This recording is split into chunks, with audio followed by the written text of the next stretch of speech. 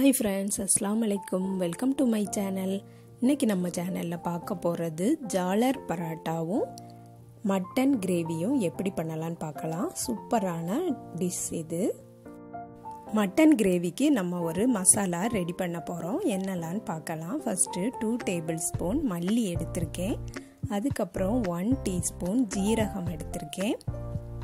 அதுக்கு அப்புறம் 1 டீஸ்பூன் நல்ல மிளகு, அதுக்கப்புறம் பொரிக்கடலை 1 டேபிள்ஸ்பூன் எடுத்திருக்கேன். 2 டேபிள்ஸ்பூன் சோம்பு எடுத்திருக்கேன், பெருஞ்சீரகம். அதுக்கப்புறம் காரத்துக்கு தேவையான வத்தல் மிளகும் எடுத்திருக்கேன். இதையெல்லாம் இப்போ வறுக்கணும்.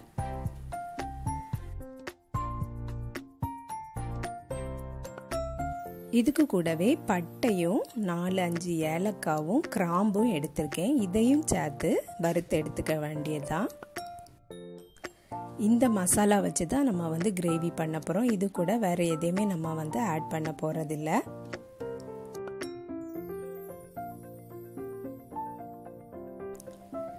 இப்போ கிரேவி வைக்கிறதுக்கு ஒரு குக்கர்ல கோகனட் ஆயில் ஊத்துறேன். மட்டன்னால நம்ம ரொம்ப ஆயில் ஊத்த தேவையில்லை. ஒரு 2 டேபிள்ஸ்பூன் ஊற்றினா போதும்.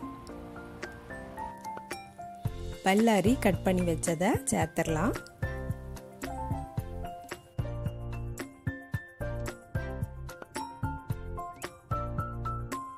பல்லாரி எப்போவுமே நல்ல குக் ஆனாதான் அந்த கிரேவி சூப்பராக இருக்கும். அதனால நல்ல குக் ஆகட்டும்.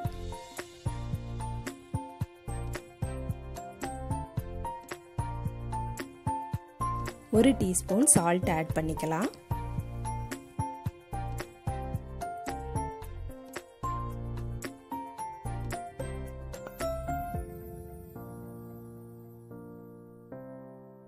மசாலாவை வறுத்து எடுத்ததை நம்ம ஒரு மிக்ஸி ஜாரில் போட்டாச்சு. இதை பவுடராக பொடிச்சு எடுத்துக்கலாம். இப்போ பவுடர் பண்ணியாச்சு. இதுக்கு கூட ஒரு 2 டேபிள்ஸ்பூன் கோகனட் ஆட் பண்ணிக்கலாம்.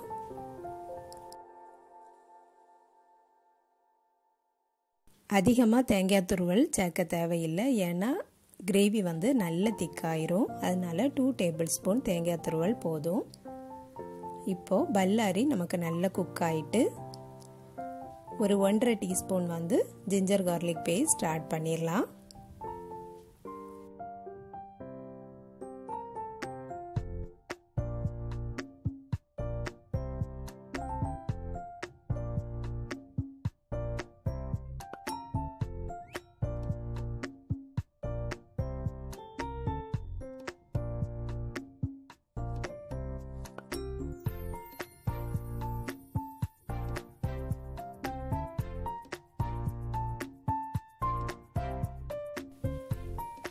ஒரு டீஸ்பூன் கரம் மசாலா ஆட் பண்ணியிருக்கேன்.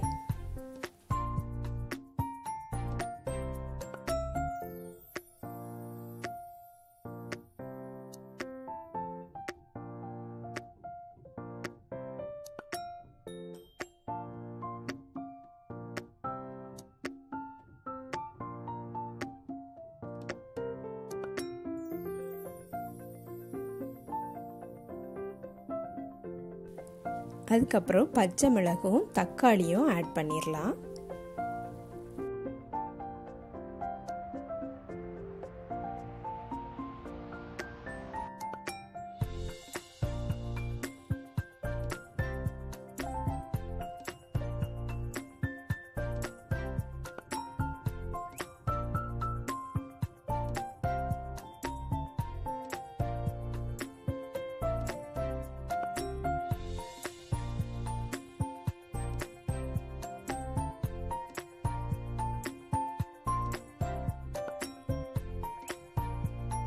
தக்காளியும் நல்லா வதங்கி வரட்டும்.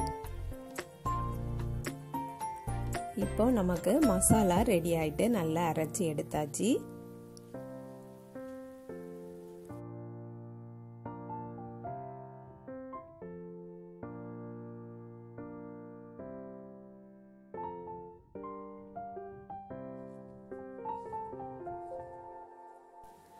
தக்காளியும் நல்லா வதங்கியாச்சு. இனி நம்ம மட்டனை சேர்த்துற வேண்டியதான். நல்லா வாஷ் பண்ணி மட்டன் எடுத்து வச்சுருக்கேன், அதை வந்து ஆட் பண்ணிடலாம்.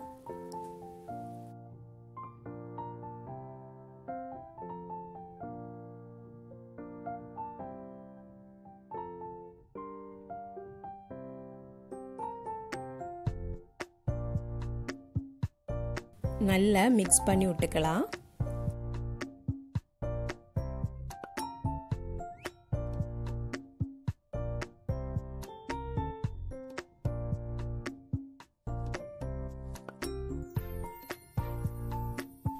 ½ டீஸ்பூன் மஞ்சள் பொடி ஆட் பண்ணிக்கலாம்.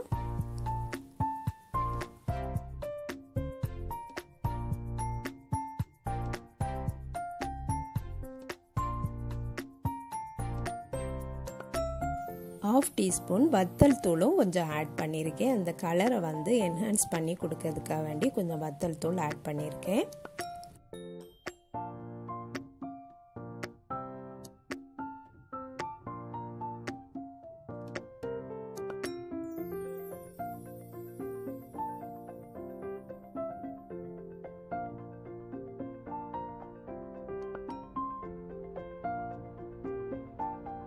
இப்போ நம்ம ரெடி பண்ண அந்த மசாலாவை இதில் ஆட் பண்ணிடலாம்.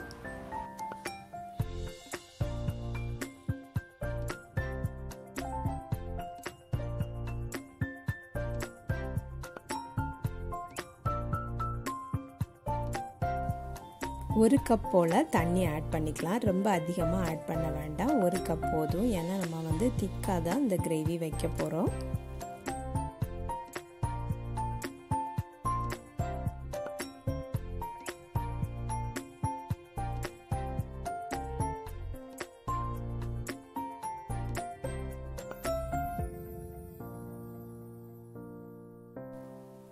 உப்பு பார்த்துட்டு குறைவாக இருந்ததுன்னா கொஞ்சம் கூட உப்பு ஆட் பண்ணிக்கலாம். எனக்கு வந்து கொஞ்சம் குறைவாக இருக்குது, அதனால நான் கொஞ்சம் கூட உப்பு ஆட் பண்ணிக்கிறேன்.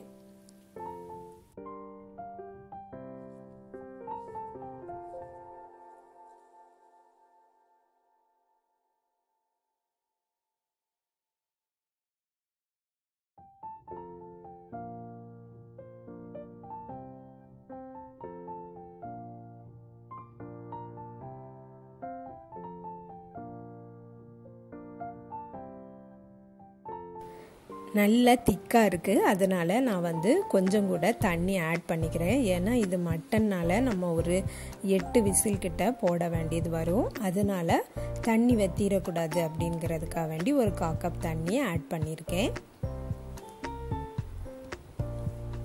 மேலே மல்லி புதினா இலையும் போட்டுடலாம்.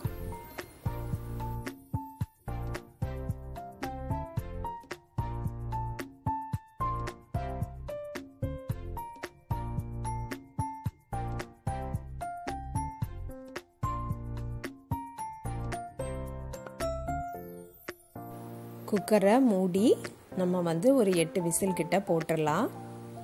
இப்போது 8 விசில் போட்டாச்சு. நமக்கு மட்டன் வந்து சூப்பராக குக் ஆகிருக்கு.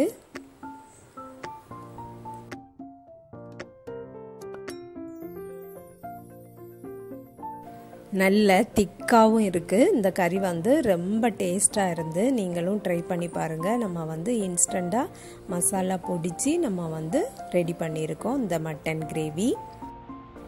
ஜாலர் பரோட்டாக்கு இப்போ மாவு ரெடி பண்ணிடலாம். ஒரு மிக்சர் ஜார் எடுத்திருக்கேன். இதில் 2 கப் மைதா ஆட் பண்ணுறேன்.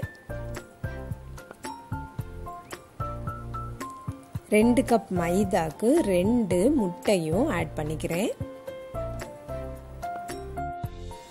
இந்த பேட்டர் வந்து லம்ஸ் இல்லாமல் இருக்கணும், இல்லைன்னா நம்ம அந்த மோல்டில் ஊற்றும் போது கட்டி கட்டியாக வந்து அடைச்சிரும். அதனால் லம்ஸ் இல்லாமல் நல்ல மிக்ஸி ஜாரில் அடித்து எடுத்துக்கிடணும்.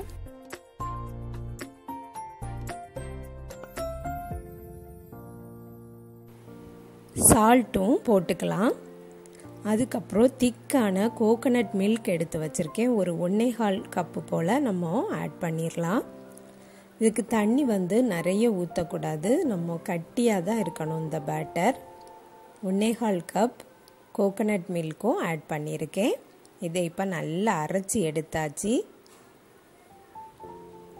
நல்ல திக்காக இருந்ததுன்னா கொஞ்சம் கூட தண்ணி ஆட் பண்ணிக்கலாம். கரெக்டான கன்சிஸ்டன்சியில் இருந்ததுன்னா நம்ம தண்ணி எதுவுமே சேர்க்க வேண்டியதில்லை. அந்த கோகோனட் மில்கே போதும். இந்த மாதிரி திக்காக இருக்கணும்.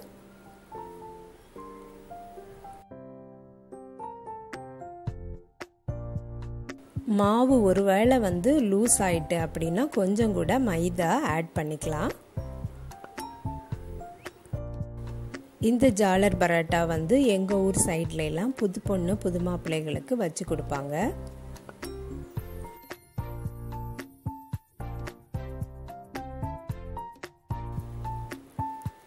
இதில் ஊற்றி தான் நம்ம சுட போகிறோம். இதுதான் அந்த மோல்டு. இதில் ஒரு 5 ஹோல் இருக்குது.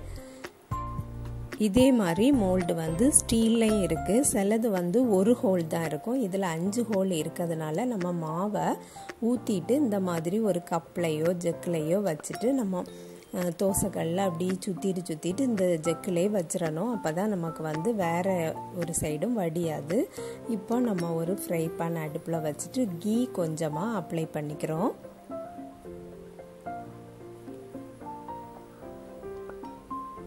பேனு நல்ல சூடானதும் நம்ம இதை ஊற்ற ஆரம்பிச்சிடலாம். ஃபஸ்ட்டு ஊற்றும் போது கொஞ்சம் கஷ்டமாக இருந்தது போல் இருக்கும். அதுக்கப்புறம் ஊற்ற பழகி நம்ம கையே அப்படி டிசைனாக போட ஆரம்பிச்சிரும்.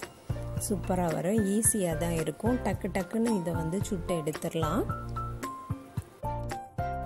ரொம்ப டேஸ்டாகவும் இருக்கும். இதில் நம்ம மைதா, எக்கு, கோகோனட் மில்க்கு திக்காக ஊற்றிருக்கோம். அதே போல் சுடும்போது நெய் அப்ளை பண்ணுறோம். இதை சாப்பிட்டு பார்க்கும்போது அவ்வளோ டேஸ்ட்டாக இருக்கும். இது கூட மட்டன் கிரேவி, சிக்கன் கிரேவி அந்த மாதிரி சைட் டிஷ் வச்சு சாப்பிடும்போது சூப்பராக இருக்கும். நீங்களும் இதே போல் ட்ரை பண்ணி பாருங்கள்.